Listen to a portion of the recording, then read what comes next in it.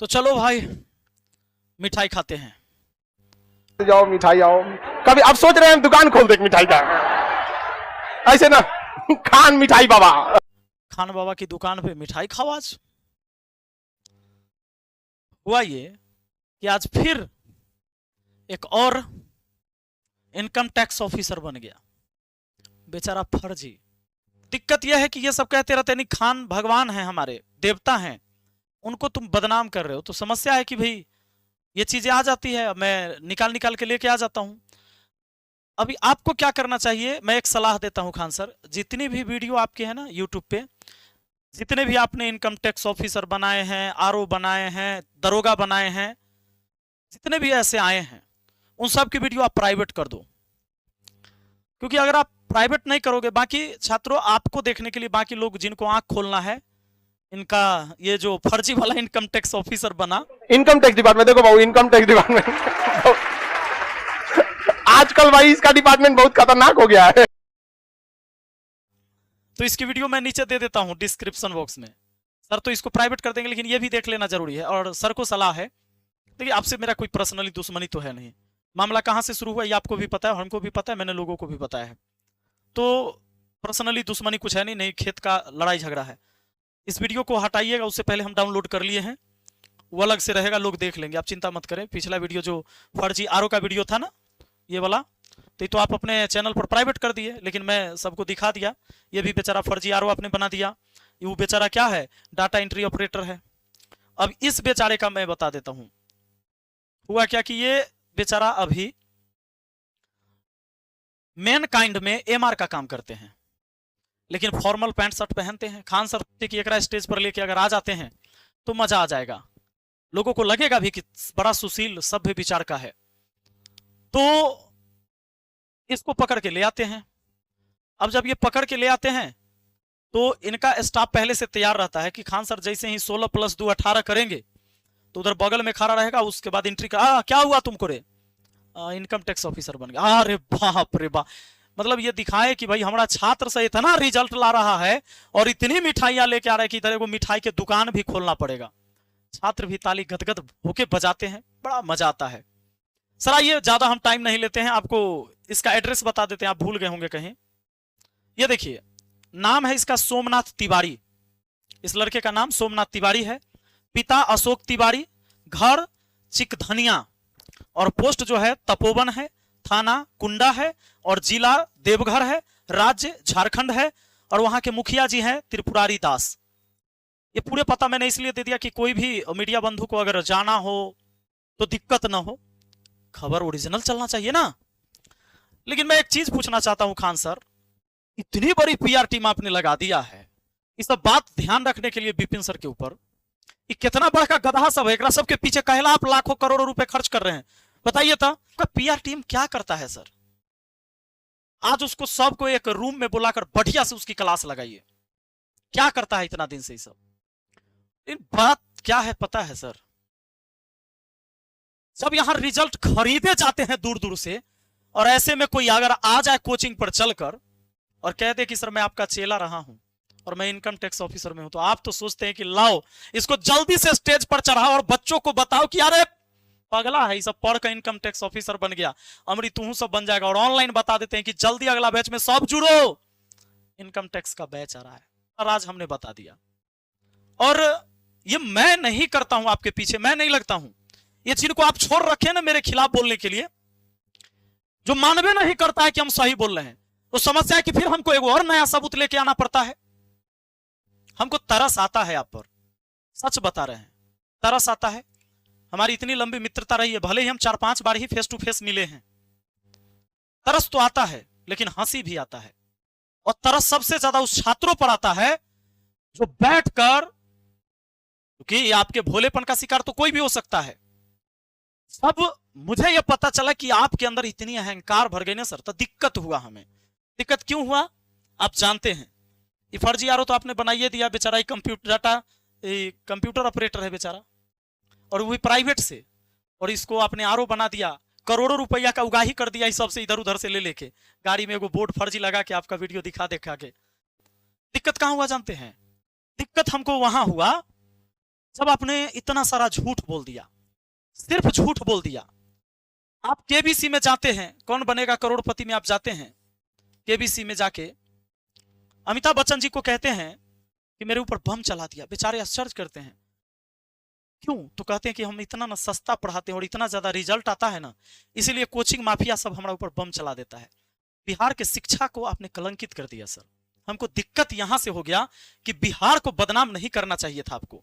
आपने पढ़ाया, आपने लाखों फैन फॉलोअर बनाए, लेकिन सबको गिराकर बनाया, ये अच्छा बात नहीं है।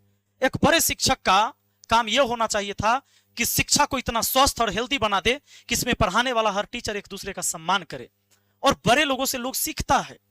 आप जाते हैं शुभांकर मिश्रा जी के शो में, शुभांकर मिश्रा जी के शो में जाते हैं, इसमें बोलते हैं कि 8 से 10 बम हमारा सामने गिर गया, 8 से 10 बम मारा, यहां भी झूठ बोलते हैं। फिर बोलते हैं कोचिंग माफिया सब फेंक दिया। आप कपिल शर्मा के शो में जाते हैं, कपिल शर्मा के शो में जाते हैं, वहां भी जाकर अब फिर से वहां झूठ बोलते हैं कि 8 से 10 बम मारा।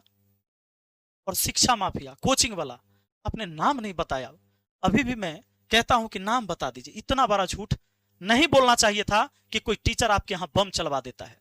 बम चलने का कारण आपको पता है? एक आध बम चलता है जो आपके यहां चला भी था, जो चंदा लेने के लिए जो पूजा करता है वो। लेकिन आप सोचे कि छात्रावास में कोई लड़का अगर यहां बम चला रहे थे, इसका नाम हम पूरे इंटरनेशनल लेवल पर लेंगे, मुझे क्या फायदा होगा? तो फायदा तो इससे होगा कि बोल देंगे कोचिंग वाला सब हमसे जलता है, इतना ना रिजल्ट देते हैं, इतना ना अच्छा पढ़ाते हैं, इतना कम फीस में पढ़ाते हैं कि हमारा बम चला देता है, इससे बच्चा टूट कर आपके यहां जाए। ऐसा खेल न खेलिए। ये झूठ बोले ना, यहां दिक्कत हुआ। इससे सबसे बड़का झूठ, ये झूठ तो चलते रहा आपका, ये तो तब से हम देख रहे हैं। लेकिन आज जब आप इस मुद्दे में झूठ बोल दिए, जब रोशन सर और आपका विवाद हुआ, दोनों तरफ से गलतियां हुई थी, लेकिन इसमें जितना बार आप झूठ बोल दिए, एक जिंदगी अब नहीं है। आपने कह दिया 8 से 10 राउंड गोली। फिर से, चूंकि आप तो 2019 से लगातार आप झूठ पर झूठ बोले जा रहे थे, यह आदत था आपको कि 2026 में, चूंकि इस समय यहां से 2019 से खाली बम का प्रचार आप कर रहे थे, 8 से 10 बम का लगातार आप प्रचार करते रहे। अब 2026 में आकर 8 से 10 राउंड गोली की बात आपने कर दिया। सर, 8 से 10 राउंड गोली चली, 8 से 10 राउंड की गोली जो आप चलवा दिए ना सर, और कह दिए हम अपने आंख से देखे हैं, और चलाया आपका गार्ड, और आपने कहा कि मेरे ऊपर गोली चला दिया कोचिंग पर, इसीलिए कि फिर सस्ता हम पढ़ाते हैं, ज्यादा रिजल्ट देते हैं, इसीलिए। सर, ऐसे बदनाम आपने बिहार की शिक्षा को कर दिया ना पूरे देश में, हम उम्मीद नहीं कर रहे थे। तब मुझे ये लगा ना, अब मुझे रोकना चाहिए। और मैं बताऊं, इन लोगों का प्लान मेरा लंबा नहीं था। अच्छा देखिए, इस झगड़ा में अंत में हमने ये भी कहा, मैंने ये भी बोला था सर कि आप दोनों की लड़ाई में छात्र को लाभ कभी नहीं मिलेगा, लेकिन आपने ना रिस्पॉन्स लेना उचित नहीं समझा। हमारा से जो इंटरव्यू लेता था ना पत्रकार, ओकरा कॉल करके आप पूछते थे कि विपिन सर कैमरा के पीछे और क्या बोल रहे थे, लेकिन आप रिस्पॉन्स नहीं लिए, आप मैटर को खत्म नहीं करना चाहे। और शनिवार को आपने देखा प्रिंस का कैसे हत्या हुई, तो जांच का विषय है, किसका हाथ है नहीं है। लेकिन अगर आप फ्राइडे को, जिस दिन मैंने कहा उस दिन वापस आप ले लेते केस, रोशन आनंद सर जेल से आ जाते, दोनों भाई की बातचीत हो जाती, शायद ये नौबत नहीं होता सर। आपने इतनी बड़ी गलती की है, फिर भी आप इस गलती को सुधारने के बजाय आपने संडे को एक वीडियो तो बनाया लोगों को दिखाने के लिए कि मुझे बहुत दुख है, लेकिन आपने किया क्या? सोमवार को फिर से कोर्ट में वकील दूगो खड़ा कर दिया कि रोशन आनंद को जेल से बाहर नहीं आना चाहिए, लेकिन फिर भी वो जेल से बाहर आए, लेकिन आपके वकील ने डिफेंड किया, वो जेल से बाहर आए। सर, इतना झूठ क्यों? क्या जरूरत है इतनी झूठ की? और ये जो आपके इतने सारे लोग अब हमें गाली देते हैं, क्या हो जाएगा? आपको इतना तो पता है कि मुझे इन चीजों का लालच नहीं, मेरा पेट भर रहा है ना, मैं अच्छी जिंदगी जी रहा हूं, इतना ही चाहिए। मैं इंसान हूं और इंसान की आवश्यकता की चीज चाहिए, उससे ज्यादा लेकर भी क्या करना?